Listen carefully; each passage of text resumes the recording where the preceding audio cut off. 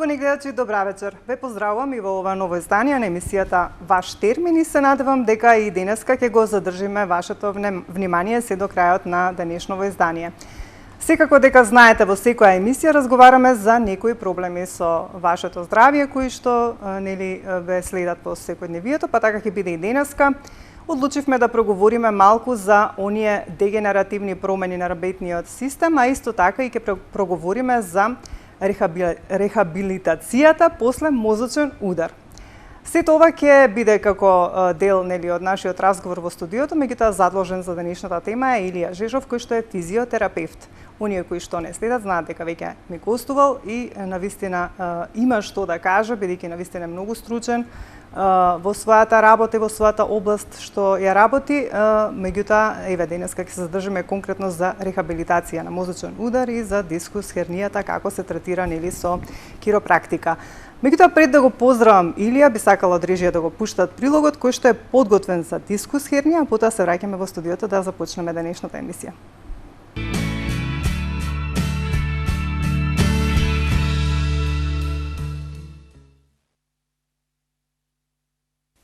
Дискус хернија најчесто се јавува на возраст помеѓу 30 и 50 години. Причината за ова е фактот што природниот процес на старење на рбетните дискови започнува уште во детството и раната младост, па затоа и не е чудно што болеста може да се јави и кај лица од 20 години. Од друга страна, по 50-та година дискусите губат значителна количина на вода, така што постои помала веројатност од истекување.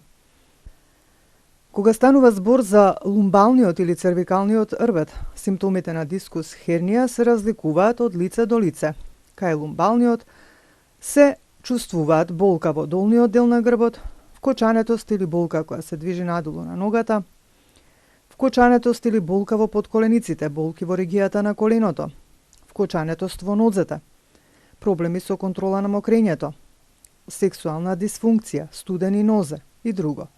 А симптоми на дискус хернија на вратните пршлени се вкочанетост на рацете и прстите, болки во рацете, болки во грбот, слабост на мускулите во рацете, болни и ограничени движења на вратот, вкочанет врат, тинитус, главоболки, мигрена, проблеми со очите и видот, болка помеѓу плешките, замор, гадење и вртоглавица. Во случај на контакт со рбетниот мозок се јавуваат проблеми со целото тело. Дискусот помеѓу пршлените се состои од фиброзен прстен кој го обкружува желатинозното јадро кое содржи многу вода. Со текот на времето доаѓа до слабење на тој прстен и се јавуваат мали пукнатини, при што протекува желатинска содржина дискус хернија. И тоа води кон добро познатата состојба наречена ишијас. Во прилог на ова се и наследните фактори врз кои не можеме да влијаеме. Дискус хернијата може да биде предизвикана од прекумерена работа како и заради недоволно релаксирање на рбетот. Бидејќи тука нема крвни садови, дискусите се хранат по принцип на сунгер. Во исправена положба се зголемува притисокот во нив и се истиснуваат штетните материи, а позиции на одмор или седење под агол од 45 степени. Притисокот се намалува и хранливите материи навлегуваат во дисковите. Современиот начин на живење со себе носи премногу седење и стоење, недоволно релаксирање, што доведува до лоша хранење и побрзо распаѓање на дисковите. Тука многу придонесува и неправилното држење на телото, дебелината, пушењето и недостатокот на физичка активност, што предизвикува мускулите да слабеат, а со тоа и да се намали потребната потпора на рбетот. Дискус хернијата обично се лекува на конзервативен начин, со аналгетици, со релативно мирување, ставање на студени облози, физикална терапија. Дури по смирувањето на болката се применува кинезитерапија и хидротерапија, односно се препорачуваат вежби на суво и во вода. Лекувањето на дискус хернијата вообичаено трае од неколку недели до неколку месеци. Во случај на сериозни проблеми, дискус хернијата мора да се оперира. По хируршкиот третман, постои шанса остатокот од дискусот повторно да протече, а постои и зголемен ризик за брза деградација на останатите дискови. Затоа овде важи сепак онаа старата поговорка подобро да се спречи отколку да се лечи. Но во повеќето случаи компликациите може да се избегнат со правилно држење на рбетот и редовно вежбање.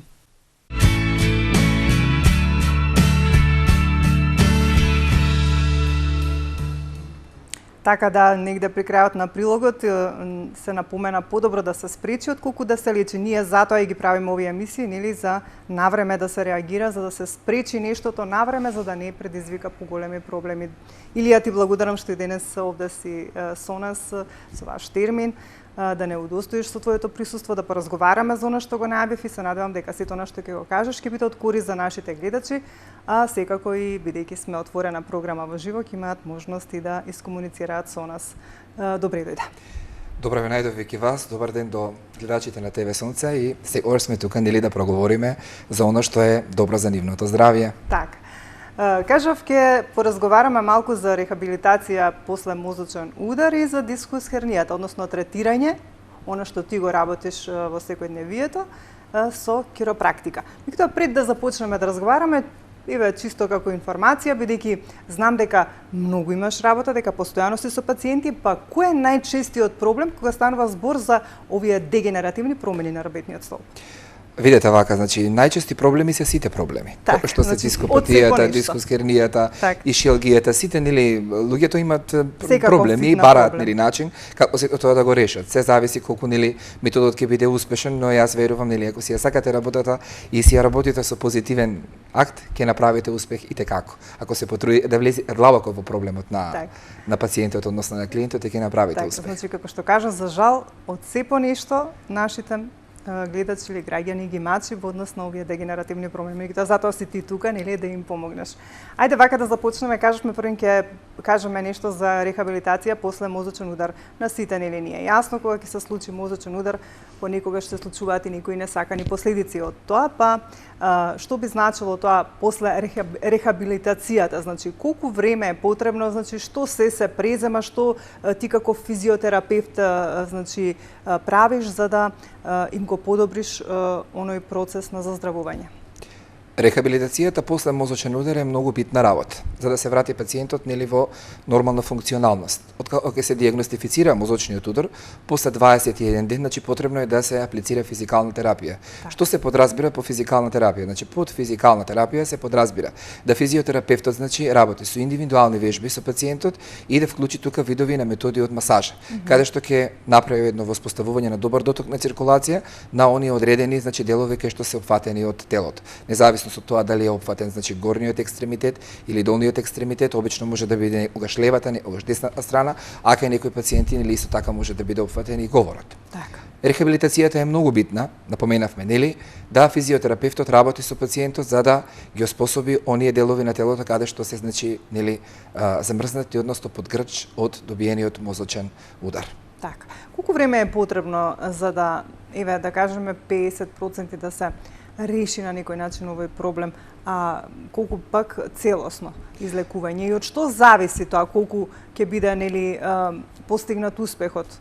Што има тука улога? Така, најмногу зависи од пациентот. Значи, како пациентот ќе биде нели психички подготвен за тоа да го спроведе. Меѓутоа физиотерапевтот кој што прави значи соодветна индивидуална програма каде што пациентот го патува дека во одреден период тоа треба значи да течи како рехабилитација и да се аплицира физикална терапија се со цел да се врати пациентот нели во нормализација. Најчесто рехабилитацијата на мозочните удари трае, значи кај некои пациенти пак ќе се напоменам, ќе кажам нели индивидуално. За зависност 21 ден, 2 месеци, 3 месеци, кај некој 6, а кај некој година. Затоа зборувам секогаш во почетокот е најбитно, значи кај пациентот кога ќе се диагностифицира мозочниот удар, после 21 ден, ќе ја поздравам докторка Марија Петровска, тој е еден врвен специјалист невролог, она е навистина многу посветена кон пациентите и секогаш им дава инструкции дека после мозочниот удар нели мора да биде присутна рехабилитацијата за пациентите да не закрзлуват за во понатамошниот тек да останат без рехабилитација. Се тоа е индивидуално. Значи физиотерапевтот прави индивидуална програма каде што вклучува значи нели методи од физикална терапија, индивидуални вежби и масажи за да го способи пациентот и да го врати нели во една нормализација како претходно што било. За се со цел пациентот да не осети дека бил нели под дејство во добивање на мозочен удар. Но кај некои пациенти мора да напомениме нели дека мозочниот удар остави и навистина фатални последици, каде што ќе се работи до одреден степен, ќе се направи некое опуштање на екстремитетите и до тука мора да се застане или понатака и да сакаме не можеме да направиме комплетно опуштање бидејќи мозочниот удар бил во повисок степен на на удар. Колку возраста има тука улога во односно за здравувањето? Возраста нема улога. Мозочниот удар може да биде присутен и кај 20 годишен пациент, може да биде присутна значи и кај 40 и кај 50, но најчесто пациентите ги опфаќа значи од 50-та година нагоре мозочниот удар, а имаме исто така доста пациенти кои што имаат 38 години па имаат добиено мозочен удар. Еве сега во моментов јас рехабилитирам пациентка во Гостивар со 38 годишен удар кој што со 38 години со добиен мозочен удар, кој што навистина 5 години жената бара помош како нели да си помогне самата на себе да си го реши проблемот, бидејќи е млада и сака нели да функционира сите млади други луѓе. Меѓутоа, дали возраст игра улога во како да кажам, во успехот на заздравување на нема возраста тука не. Тоа зависи само од сето тоа зависи мозочен удар се каков бил значи мозочниот удар, дали е со нисок степен на удар, дали е со повисок степен на удар и нели рехабилитацијата сепак зависи од физиотерапевтот како ќе ја спроведе. Верувате и физиотерапевтот значи мора да ја разбира медицината, се со цел нели да ја аплицира физикална терапија за да може да направи успех кај пациентите, што не може да си играте со тие пациенти. Морате да бидете физиотерапевти и да ја работите таа работа. А многу луѓе се излажени кај нас во државата дека некој се представува дека е физиотерапевт, а всушност не е физиотерапевт, па им прави физикална терапија и тие луѓе се надеваат дека ќе дојдат до една крајна цел или на лекувањето, а всушност тапкаат во место бидејќи не е спроведена правилно рехабилитацијата во однос на работењето. Така. Дали покрај она што вие нели го работите со нив им посочувате нешто и дома сами да применуваат или пак стриктно само тоа се случува кога вие сте присутни?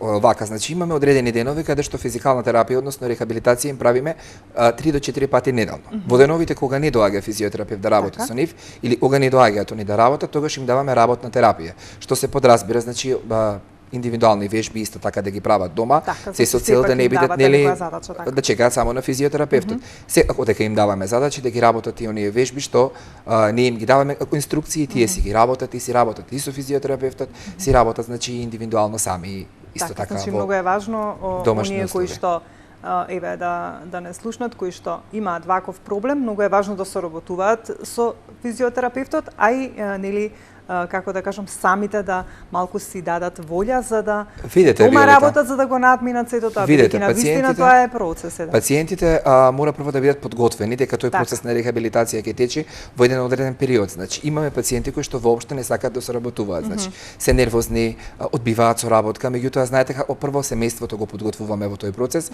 потоа значи го подготвуваме и пациентот. Значи мора пациентот да биде трпелив, да помине тој процес на рехабилитација за тој пациент нели да биде повторно во една нормална функционалност како претходно. Ако не помине процесот на рехабилитација, ако не се вклучат вежбите, ако не се вклучат масажите, ако не се вклучи обуката на одење, правилниот начин на одење, тоа нема да биде со позитивен ефект кај пациентот.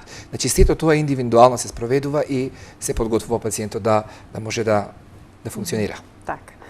Добро, тука некаде би сакала да се префрлиме на проблемот дискус хернија, меѓутоа пред да започнеме конкретно да говориме за дискус хернијата, би сакала малку да ни објасниш бидејќи скелетниот систем кај човекот е едно чудо, така речено, нели? Малку нешто ако не функционира се одразува на некој дел од телото и така се создаваат сите оние проблеми за кои што вие им помагате во секојдневието на луѓето и нели проблемот со дискус хернијата и спондилозата и дископатијата и шиалгијата и така натаму. Значи сите оние проблеми и болки кои што луѓето секојдневно ги чувствуваат. Што се случува со скелетниот систем? Значи што треба ние, како треба да се однесуваме во секојдневието за да на некој начин да спречиме, а не да лекуваме? Што е потребно за скелетниот систем? Знаеме дека треба да сидиме правилно, нели и така натаму уште од училишните клупи децата ги советуваат, нели како се треба. Меѓутоа пак проблемите се јавуваат. Видете, мораме да напоменеме дека луѓето значи се послабо врнуваат внимание на себе. Што значи тоа? Немање време за себе е само еден изговор. Имање време за себе во текот на денот 1 час значи многу.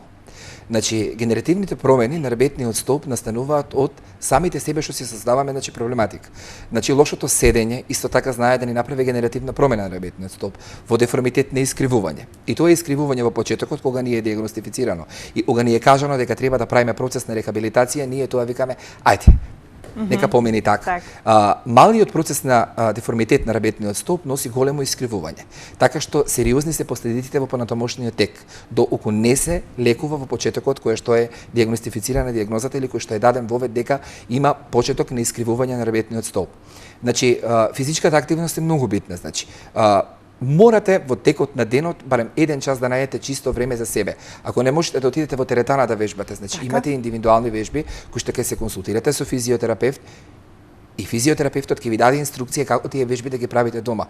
Не можете, господја Велета, 15 минути или 40 минути да не најдете време за себе. Кога ќе извежбате, кога ќе направите вежби, ќе се чувствувате препородени, а со тоа ќе го зајакнете и процесот на рабетниот столб и ќе го спасите од деформитети и искривување.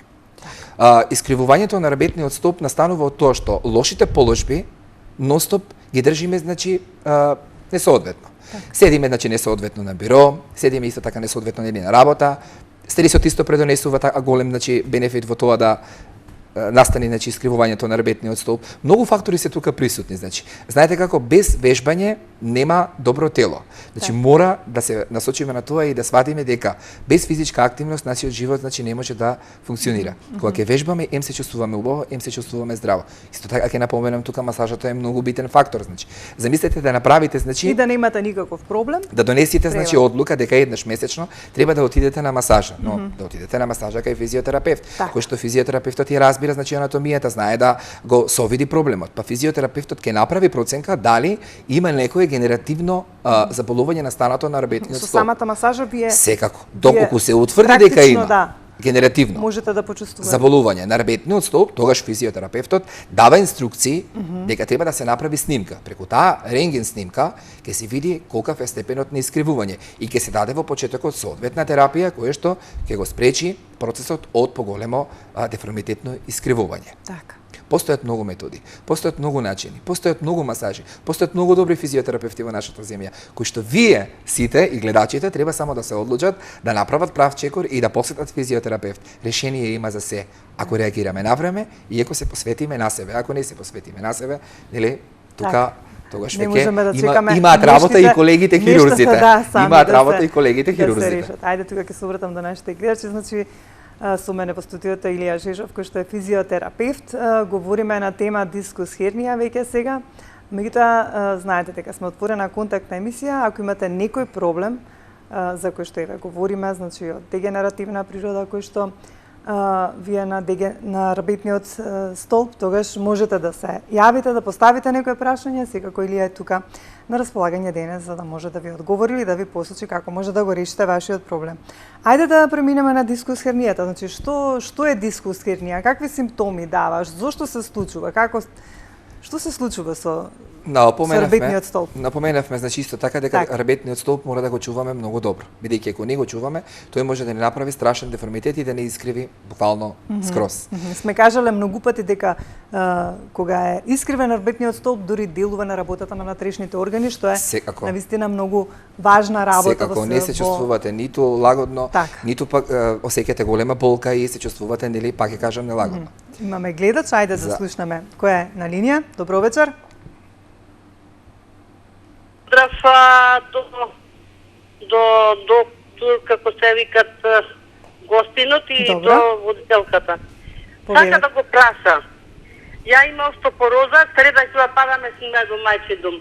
Али дали од кисмата, слабињето бубред или се, али од кисмата не боли ноќеска, левата страна умрев од болки, многу ме болеше слабината. Дали бубрегот, али од кичмата. Тоа сака да знае. Има остеопороза, таа среда ќе да падаме сниме мајчин дом. Дали може од кичма да ве боли во приделот на бубрегот? Добро. Тоа. Добро. Сака дали е од кичма, дали бубрегот. Добро, ви благодариме што се евте. Дали може од кичма да боли слабината? Поздрав до гледачката, значи може да се пренесува болката, значи од кичмата да се пренесува, значи, на другите делови на телото, но за сето тоа да биде, значи, релевантно треба да се направи, господјата, рентген снимка и преку таа рентген снимка ќе се направи едно утврдување за што станува збор, значи за остеопороза можеме само да нагодуваме. Кога имаме, значи, точен податок за сето тоа, можеме, нели, да бидеме Така. Да знаеме дека сепак тоа да се посети лекар за да се утврди дали е тоа хематичниот лекар ќе си направи, ќе си земе еден упут, ќе направи една рентген снимка и ќе се знае точно за што станува збор. Ајде ние да продолжиме во однос на така нели говоревме дека работниот стоп мора да го чуваме и говориме за тоа дека треба да имаме физички активни. Дискусхернијата е процес кој што настанува значи генеративно. Исто така настанува значи оштетување на дискусите помеѓу прашленските тела и кога еднаш дискусот ќе истечи, значи многу потешко може да се врати во лежиштето каде што е излезен.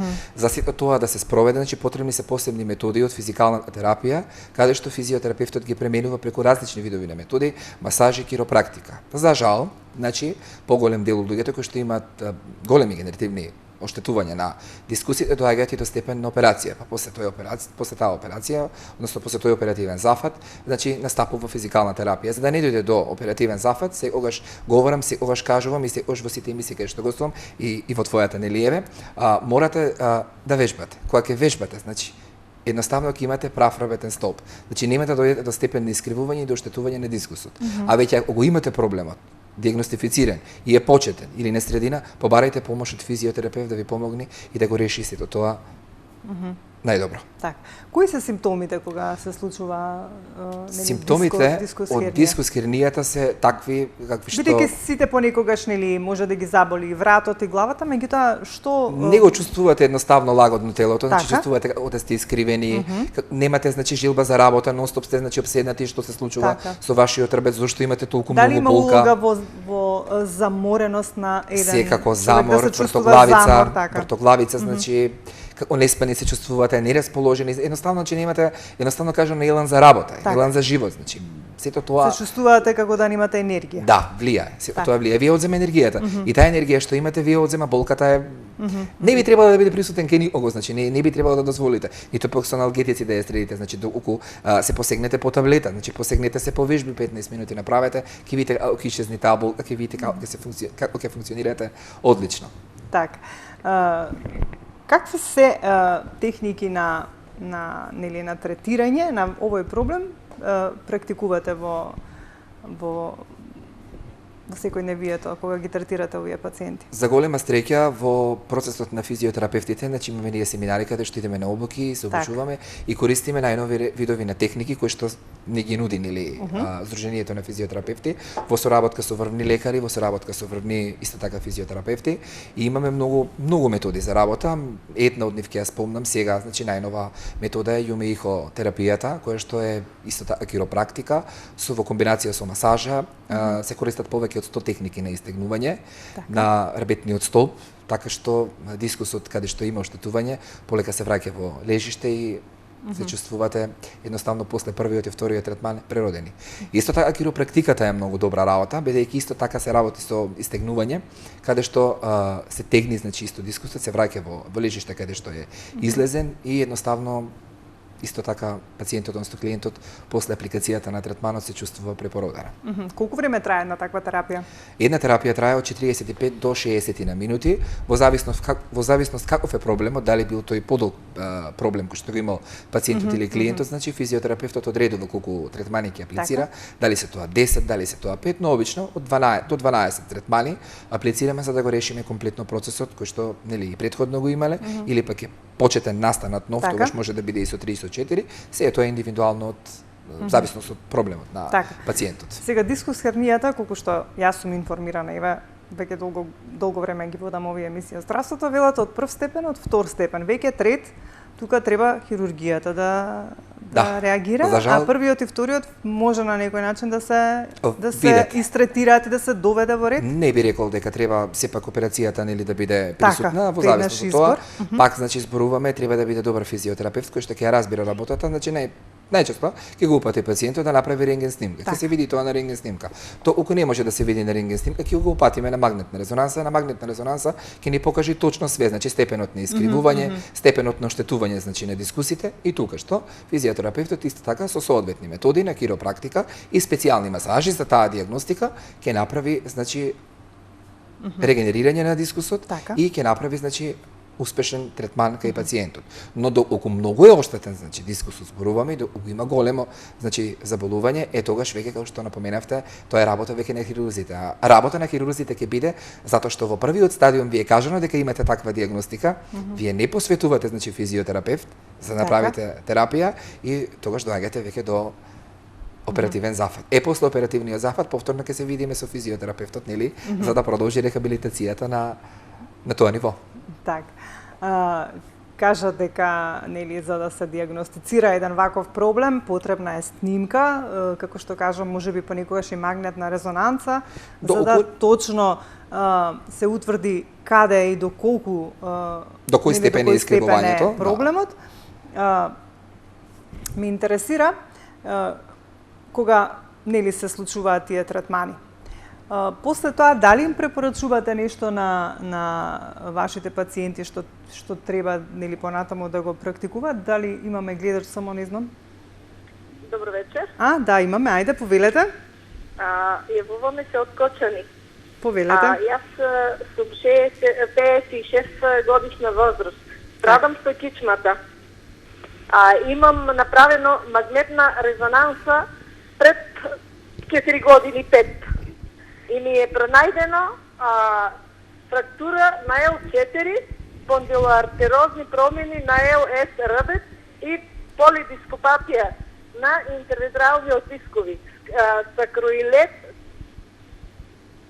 и толку, тоа е само, значи субхондрална склероза на ниво на обата сакроиларни зглобови во сакот. Што значи тоа? Субхондрална склероза на ниво на обата сакроиликални зглоба, инако имам добиено и мозочен удар. Дали сакаш нешто да ја прашаш?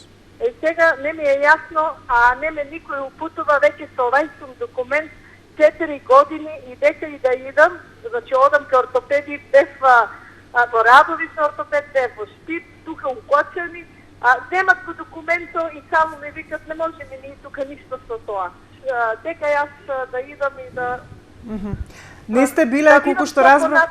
Имам многу страшни болки, сега дури по ребрата веќе ми се болки, да раците не можам да ги подигнам. Пучната коска тука уопште, значи не можам некој дури воздух да си земам. Толку многу ми е мака и се заморувам и немаше и главоболки, а инако имам и спондилоза. Добро, дали досега сте биле воопшто да посетите физиотерапевт? Физиотерапевт сум одила 5 години едно по друго, ама уште пред да направам оваа снимка имам одено. Меѓутоа нема никакви подобрувања. Ама немам некое подобрување. Толку веќе не сум упутена некаде и на некој прав пат, сега баш сакам да... Добро. Еве, Илија убаво ве слушна за сето она што го кажавте во однос на резултатите. Еве, тука е да ви посочи што и како треба да направите. Фала многу, убава вечер. Ви благодариме и вам исто. Видете, Виолета, значи за ова диагностика кај госпоѓата, единствено нешто што може да се прави е 3 пати годишно по 10 до 15 терапии, физикална терапија, вклучувајќи ги нели одредените струи во електротерапијата и применувањето. Тоа ќе биде комбинација? Да, комбинација на струи и применувањето нели на вежби и на масажи. Како решение трајно за овој проблем госпоѓата за жал не може да добие. Единствено нешто што може да направи е да се одржува 2 до 3 пати годишно со физикална терапија, се со цел нели да ги спречи последиците од болки и да може нормално да функционира и да се движи. Тоа е проблем со кичмата? До тука можам да дадам мислење за таа проблем со кичмата е колку што сериозен проблем со L5 има госпоѓата и така да тоа не се... Така, значи еве се ви посочили што и како да направите. За жал не може да се реши, меѓутоа може да го да се одржува. Да се одржува за да немате болки. Ајде, добро вечер за следниот гледач. Добро вечер и убава вечер. Едно прашање до вашиот гостин. Вака.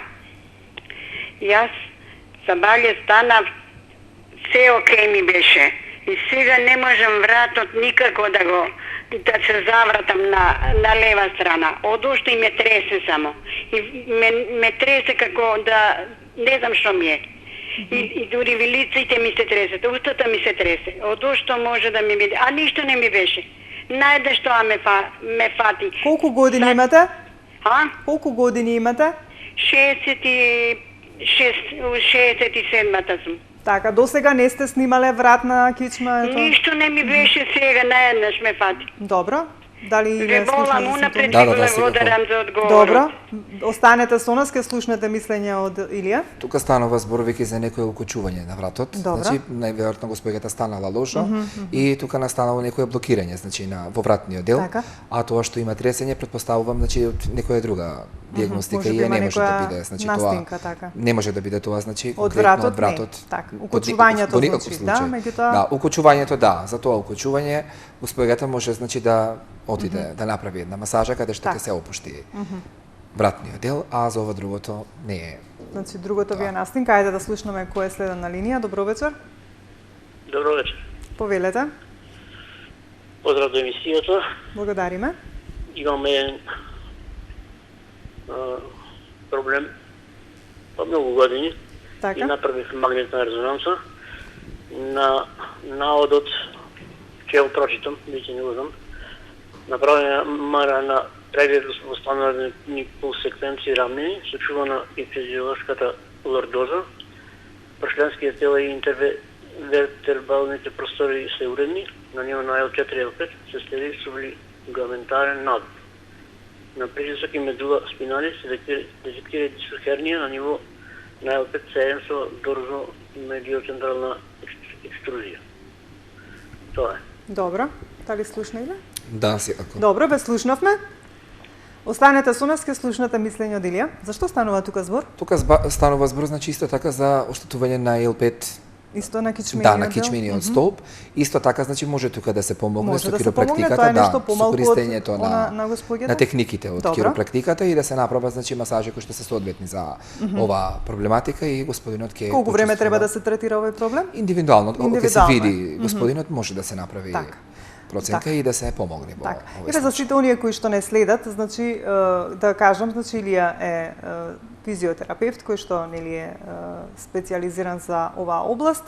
За сите оние кои што не следат, сакаат да стапат во контакт и нели лично да се видат со него, можат веќе од утре да сајат во нашата телевизија да го добијат неговиот број, а ние да слушнеме сега кој е на линија. Добро вечер. Добро вечер, Ивица од Куманово. Повелете. Да се вклучам во програма. Вклучени сте, говорете. Ве слушаме во студио. Сакам да го поздравам Илија. Така. Ивица од Амадеус Бенд.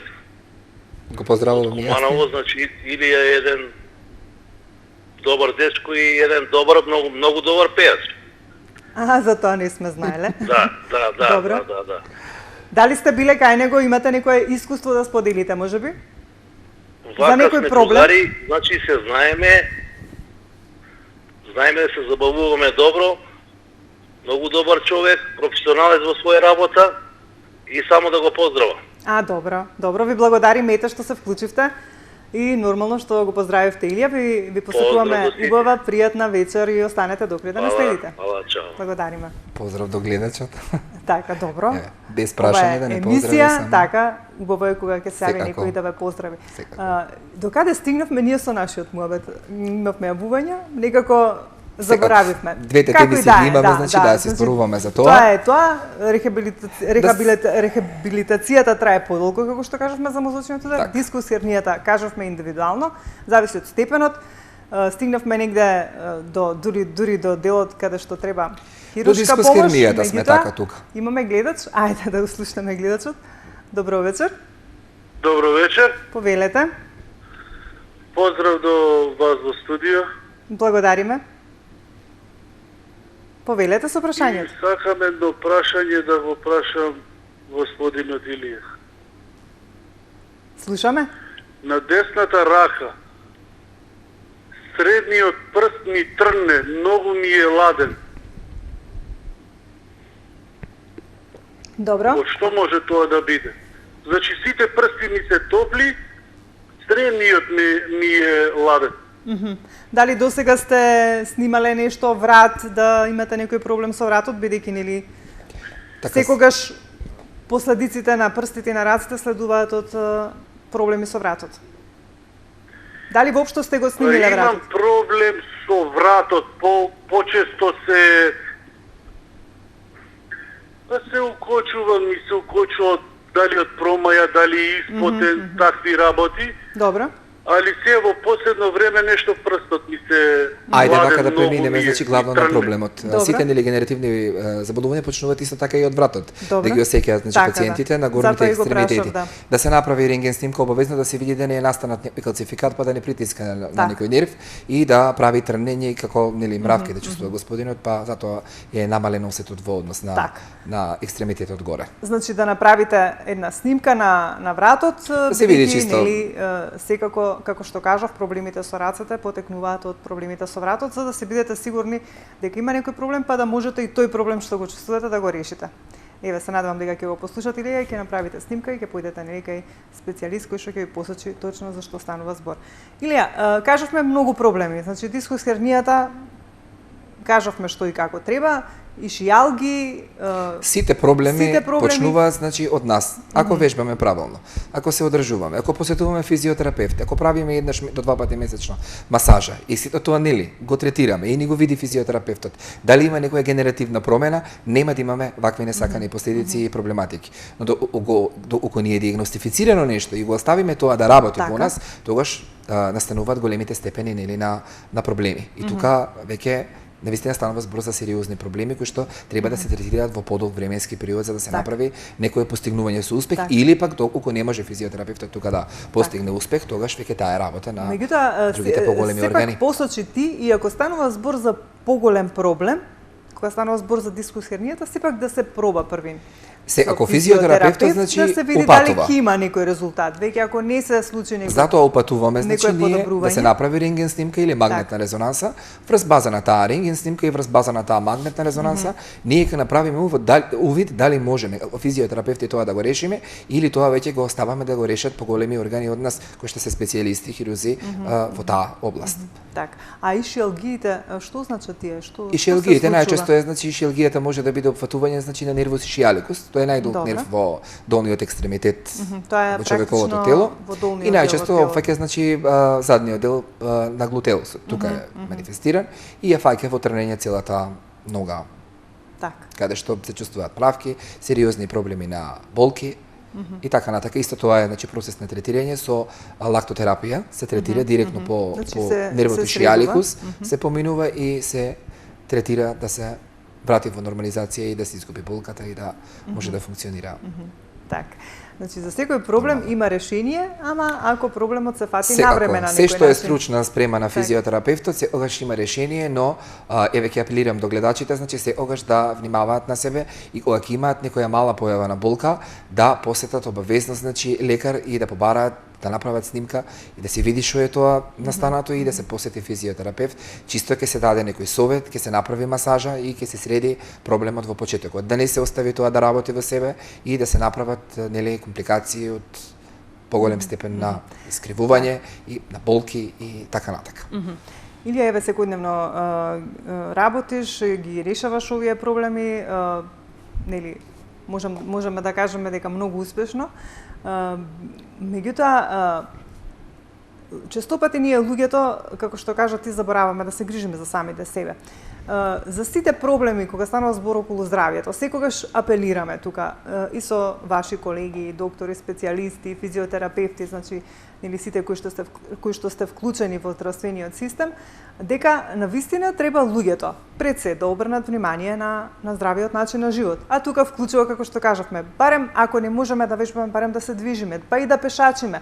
Дали е и тоа доволно за да може да се, како да кажам, да имаме еден добар правилен скелетен систем, да јадеме здрава храна, колку и тоа има улога во сето ова за кое што говориме денес. Значи што повеќе губиме време на социјалните мрежи колку да посветиме време за себе. Додека седиме по социјалните мрежи користејќи го Facebook и Instagram, можеме тоа сат и пол да го искористиме во вежбање. Можеме тоа сат и пол време да го искористиме во половина час масажа. Можеме тоа време да го искористиме да направиме некоја консултација со некој стручен експерт да ни направи режим на исхрана. Значи, можеме да направиме многу работи кои што можеме ние сами да ги промениме, меѓутоа ние ги оставаме работите сами да тапкаат во место и затоа стигнуваме до сериозни проблематики во однос на нашите генеративни почетоци на заболувања во самото тело. Меѓутоа кога ќе дојде до тој степен, веќе тука вие стапувате на сцена. Точно така. Да, видите, има многу големи одговорни пациенти кои што кога ќе го решат овој проблем се одговорни и еднаш до два пати месечно ни доаѓаат кај мене во центарот и викаат што ни кажавте, значи еднаш два пати месечно да правиме масажа. Значи чисто ќе го изрелаксирате телото, ќе воспоставите добар доток на циркулација, ќе ја зацврстите мускулатурата и ќе го спречите сето она дали што е настанато ново генеративно почетно заболување на ребетниот столб или ќе увиди физиотерапевтот што настанува промена во вашиот грб или во вашето тело. Така. Или јас се надевам дека во некое следно гостување ќе дојдеме кај тебе во ординација, некако да им доловиме на нашите гледачи како ти тоа го правиш. Би било добро. Вие сте добродојдени секогаш кај мене во мојот центар за да видат можете да видите значи како се работи сето тоа, значи и да видат гледачите како ние тоа го решаваме. Тие терапии за кои што говориме овде. И ти се заблагодарам за денес, секако соработката со тебе останува и за некои други проблеми ќе говориме во некое следно издание. Ти благодарам уште еднаш што беше денес овде. Јас Виолета ви благодарам за поканата. Чест ми беше да говорам со вас на теми од здравството. Ќе ги поздравам гледачите и ќе им дадам за крај еден совет. Вежбајте, бидете секогаш во форма и посетувајте физиотерапевт. Значи не дозволувајте почетните болки и генеративните проблеми да ви го одземат она што треба да функционирате нормално и да се движите со живот без болка. Така. Ејде, почитувани гледачи, се надам дека сето ова што Иле денеска ви го посочи како совет ќе го практикувате во секојдневието за да немате проблеми нели со овие дегенеративни промени на ребетниот столб. Уште еднаш ќе потенцирам за сите оние кои што не следат, а сакаат да стапат во контакт со Илија, веќе од утре ќе можат да се јават кај нашата секретарка, ќе го добијат телефонскиот број, ќе можат нели да се видат и да се консултираат лично со Илија. Тука некаде на крајот само би сакала да се заблагодарам за оние мои помагатели кои што се во емисијата. Тоа е бутикот Forever 19, Fit One центарот и фризерскиот салон Хердена Ив. Почитувани гледачи, тука некаде ќе ви се заблагодарам и вам за вниманието. Ви посакувам пријатна вечер. Имајте добро здравје и грижите се за своето здравје. Ние се гледаме повторно за 7 дена во исто време.